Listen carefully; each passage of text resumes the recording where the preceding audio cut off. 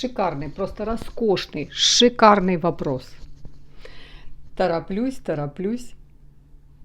поделиться своим пониманием ответа, который, как я понимаю, ни на чем не настаиваю, ничего не утверждаю, ничего не навязываю. Если у кого-то другое мнение, вы тоже правы. Со мной спорить бесполезно. Со мной в споре вы выиграете всегда. Я отдаю первенство в споре всегда. Потому что кто понял жизнь, тот больше не спешит. Кто понял жизнь, тот больше не спорит. Поэтому чисто мое мнение. Вот как я понимаю на вопрос, который задала Елена Фортуна. Розана, а как же все-таки понять, любишь себя или нет? Как отличить любовь к себе от эгоизма в негативном смысле слова? Просто роскошный вопрос. Просто роскошный вопрос. Какая умница. Как понять, ты любишь себя или этот эгоизм твой проявляется? Такое слово эгоизм, которое, я уже говорила, оно очень неоправданно негативное имеет отношение к этому слову. Что такое любовь к себе? Вот сейчас мы с вами разберем. И что такое эгоизм?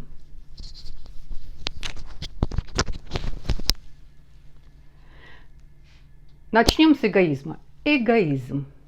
Вот говорят, он такой эгоист. Сейчас расскажу, что такое эгоист. На таких примитивных примерах, которые просто вот у нас в быту. Он эгоист.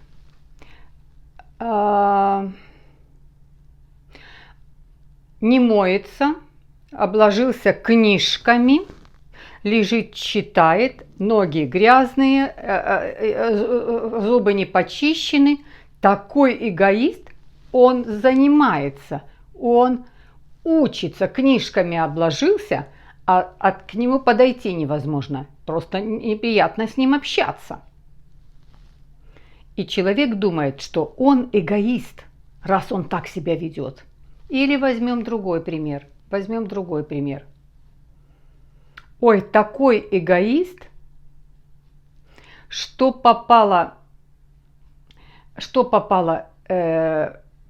принимает пищу, что попало, постоянно только мучное. И еще такое себе самое лучшее выбирает.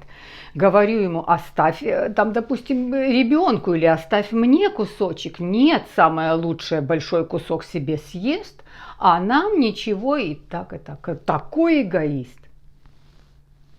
Угу. Следующее. Себе взял хорошее, там, допустим, себе купила красивое такое пальто, а дети ходят в старое. Этому соседка отдала пальто, в этом ходит, а это вообще раздетая в рваном ходит, а себе купила платье красивое или там пальто красивое. Такая эгоистка. Только на себя деньги тратит, только про себя думает. Вот если рассматривать эгоизм вот в таком плане, если рассматривать, то это не эгоизм. И один случай, и другой случай, и третий случай. Это у человека что-то здесь, сами понимаете. Это что-то с человека ненормально. Если она лежит, включила кино, смотрит кино, попкорн кушает, дети пришли, дома грязно, эти кастрюли пустые, кушать нечего, а мама лежит, я устала, я себя неважно чувствую, кино лежит, смотрит. Это что, эгоизм? Это мама немножко не в порядке.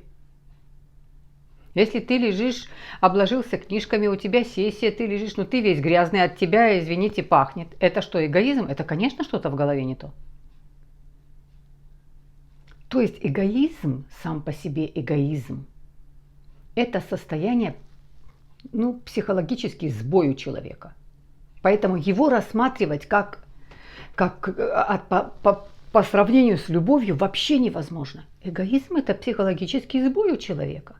Ему помощь нужна. А любовь к себе это когда у тебя налажен сон, когда ты в прекрасном весе, когда ты, если нужно вовремя куда-то прийти, ты не опаздываешь, ты собран, ты в куче, ты следишь, ты поддерживаешь, ты интересуешься, ты развиваешься. Та зарядка, которую делает, любую, кто какую свою делает, просто вот руки поднимать, зарядка, это говорит о любви к себе, а не эгоизм. А ну-ка вставай и стой каждый день по 5 минут, в день по 5 раз. А если по часу утром, вечером, какой это эгоизм? Это, конечно, любовь к себе, но любовь к себе через труд, через развитие, через интерес, через вкус к жизни. И ты это делаешь сам. Вот это и есть любовь к себе. Она никак не может вообще сравнения с эгоизмом. Эгоизм – это срыв психологический. Это вообще никогда не смотрится вместе. А любовь к себе – это дисциплина, это трудолюбие, это жизнелюбие, это уступчивость, это неконфликтность. Вот что такое любовь к себе. Человек, который себя любит, никогда не будет ни с кем конфликтовать. И правда, первенство и лидерство забирай, пожалуйста. Ты думаешь, что ты прав? Пожалуйста. Если видит, что негде, не с кем разговаривать, она не начинает, человек, который себя уважает, любит, он не будет спорить. Просто понимая то, что человек так видит ситуацию, он видит так ситуацию в данный момент. Может, год пройдет, и вернувшись к этой ситуации, он будет думать по-другому, но на сегодня это бесполезно. Если я говорю, что поднимайте руки, у вас фигура будет как статуэтка, она каким-то образом сама выстраивается, вот она само как-то все распределяется. Кто-то слушает и думает, вот придумала, сидит и такую ерунду говорит. Руки будешь поднимать, у тебя вылепится фигура. Такую ерунду говорит, понимаете? А я начну спорить и доказывать, конечно нет, вы правы, не делайте, не поднимайте руки. Вот я на такой мелочи, на таком очень примере. И так вот во всем. Поэтому, да, моя хорошая, любовь к себе – это дисциплина. Причем любовь к себе – это дисциплина, которую ты не заставляешь. Ты эту дисциплину делаешь, любя. Ты что-то преодолеваешь, любя. Ты ничего себя не заставляешь. Сделать диету, кому нужно скинуть 20 или 30 килограмм, кому-то 40, кому-то 10, хоть сколько, 5 килограмм, это диета. Сделать диету – это что? Это просто-напросто дисциплина. Но любя, ты не можешь делать диету, если ты себя заставляешь, у тебя голодные обмороки, ты не можешь, голова кружится, потому что ты не доел. Что ты делаешь? Ты свой организм, над своим организмом издеваешься. Сорвется внутри, что-то сорвется. И с этим настолько надо правильно делать диету, настолько тонкая эта работа. Найти такой себе метод, чтобы ты был сыт, чтобы ты наслаждался, чтобы у тебя было удовольствие делать диету, и ты худел, и ты терял вес. Это представляете, как себя нужно уважать, сколько нужно перелопатить информации, попробовать, начать. То есть я к себе, сама по себе, вот пример знаю, я же сама скинула 20 килограмм. Я помню, как я пробовала, вот онлайн, что только вот делаю, да, вот эту диету делала, начала диету. Мне становится обидно, мне становится грустно. Думаю, что? Потому что голодная. Думаю, нет, мне такая диета не нужна. Я полноценно работаю, Я работаю просто полноценно. Я не могу на работу уходить в таком состоянии. Это что за жизнь? Ты голодный, тебе обидно, тебе грустно. Почему? Потому что ты голодный, а тебе надо работать. Думаю, нет. Взяла, посмотрела другую диету, начала делать другую диету. Тоже состояние, только состояние уже такое. Подташнивает, голова кружится. От чего? Голодная. Думаю, ну надо же скинуть, ну надо же скинуть. Угу. Скинула 2-3 килограмма, скинула, набрала 3-4. Думаю, ну что, нет, не годится. Я настолько себя уважаю, я это сделаю, но я найду метод. Я сделаю это любя. Почему? Потому что я себя уважаю. Это не эгоизм, и, конечно же, не эгоизм. Представляете, это найти себе формулу, как сделать. Найти себе именно вот то, что подобрал, что тебе 100% работает. И мой метод, который я сама сделала. После того, сколько я пересмотрела, сколько я перелопатила и сколько я перепробовала на себе. Единственный метод, который подходит, это мне подошел тот метод, который сделала я сама. И я дошла, я год его сделала, я год его продержала. Я медленно, потихоньку, спокойно, я жила, я заканчивала, как раз тот период был самый такой активный период и по работе, и по жизни. У меня его никто даже не заметил, мое окружение вообще не заметило. Только те, кто меня через год увидел. Меня мама увидела через год. Я когда приехала, она мне говорит: как ты похудела? Я говорю, а что видно? Потому я сама не заметила, потому что мои килограммы растаяли. Они ни на что мне не повлияли, ни на настроение, ни на ритм жизни. То есть, возвращаемся еще раз и еще раз. Эгоизм – это психологические проблемы, это сбой, это с человеком. И это слово эгоизм, оно к нему не подходит. Тут помощь человеку нужна. Он сам уже все эгоизм такой. А если у тебя, например, вот есть семья, и вы куда-то там вот с детьми, и ты, вот понимаете, едут, допустим, вот в машине едет семья, мама, папа, там 2 детей. Ну, вышли, купили всем мороженое. Ну, допустим, на заправке вышли, папа купил себе мороженое, ест мороженое, а ни жене, ни детям не купил. Что это? Дети смотрят, дети хотят мороженое. Он говорит, у меня нет больше денег. Потом, завтра, послезавтра. Что это? Это разве эгоизм? Это хорошо с головой что-то у папы? Понимаете? А любовь к себе, уважение к себе, это ты делаешь. Ты такие потрясающие вещи делаешь для себя, любя. Ты преодолеваешь, любя. Вот это и называется уважение к себе, любовь к себе. Наладить сон. Но без этого никуда. Если ты не спишь одну ночь, если ты следующую ночь на поверхности, глаза только прикрыты, а другой раз только час о чем с тобой разговаривать? Ну что, человек себе не рад, он не рад ничему. У него 3 дня не спи. А если он не спит уже 3 года? И вот это не сон, а непонятно что. Конечно, как можно сказать, что он эгоист, он злой, он такой. Ну потому что надо наладить сон. А наладить сон любя, не заставляя. Надо с этим разобраться. Надо к себе повернуться и сказать, давай подумаем с тобой вместе. А ну-ка давай роемся по интернету, а еще какую-то литературу. А давай этот метод попробуем. А давай. Вот ты работаешь, это такая прекраснейшая работа. Я тебе помогу, мы с тобой вместе, у тебя есть я,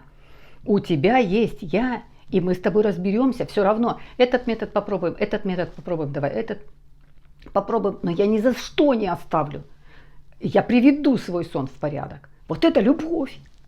Вот это любовь. А эгоизм это вот совершенно вообще сюда никак не относится, не подходит. Если человек говорит, я такой ленивый, лень это, еще раз говорю, иногда бывает это модель поведения. Вот модель поведения. Это тоже, знаете, это когда тебе не давали инициативу. Вот, ну как у нас было, и во всех так было, и то время, или как было. Есть одно единственное блюдо. Мама говорит, иди, и ты говоришь, я не хочу кашу. Иди, какая, обо что, у меня больше ничего нет, иди кашу ешь. Ребенок не хочет кашу, а больше он идет, ест. А потом говорит, я не хочу там, допустим, убираться сейчас. Я не хочу убираться. Я по себе помню, мама мне говорила, мне это было лет 11, 9, 10, не помню. Она мне говорила, вот иди это убери, потом вот это там, допустим, погладишь, а это ты все по местам, потом сядешь уроки сделаешь. Я ей говорила, а что ты мне расписание пишешь? Представляете? Я ей говорила. Она мне говорит, давай иди делай, что я тебе сказала. То есть вот такой вот, знаете, ну хорошо, ты сейчас не хочешь, давай попозже. Давай, когда ты, то есть вот когда человеку вот так не дают никогда инициативу, то есть за тебя делают многие вещи. И зачастую, как это, знаете, оправдано.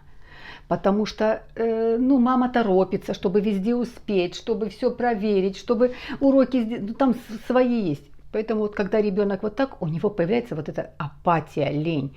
И он этой ленью прикрывается, чтобы, ну, все равно я никогда не был интересен, мой интерес никого не вызывал, я не вызывал ни у кого интереса, у кого, у родителей.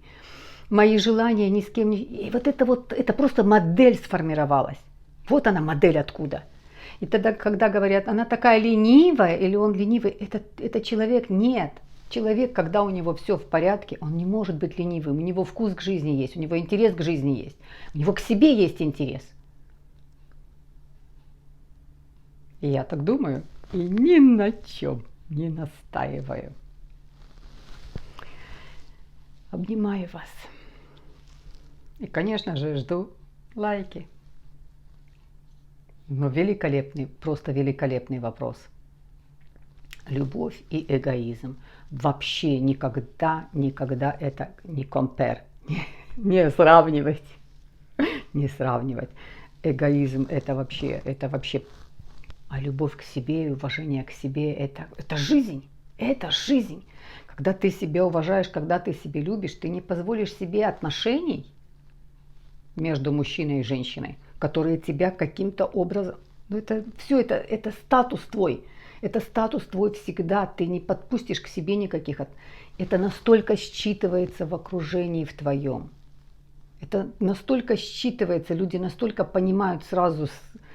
Мы же видите, мы даем друг другу сигналы. Мы даем друг другу сигналы. Как вести себя. Но если ты сам себя не уважаешь, если ты сам для себя не авторитет, то это считывается тоже. Но мы с вами будем говорить на эту тему. Такие мои умницы, такие прекрасные, роскошные дискуссии, прекрасные эти вопросы очень хорошие, комментарии очень хорошие. Ну, знаете, одно удовольствие. Открываю компьютер, захожу в свой файл на всех каналах. Просто одно удовольствие. Читать, размышлять, рассуждать. Получаю просто огромное удовольствие. Готовлю что-то интересное для вас. И для себя. Обнимаю. Лайк. Напоминаю.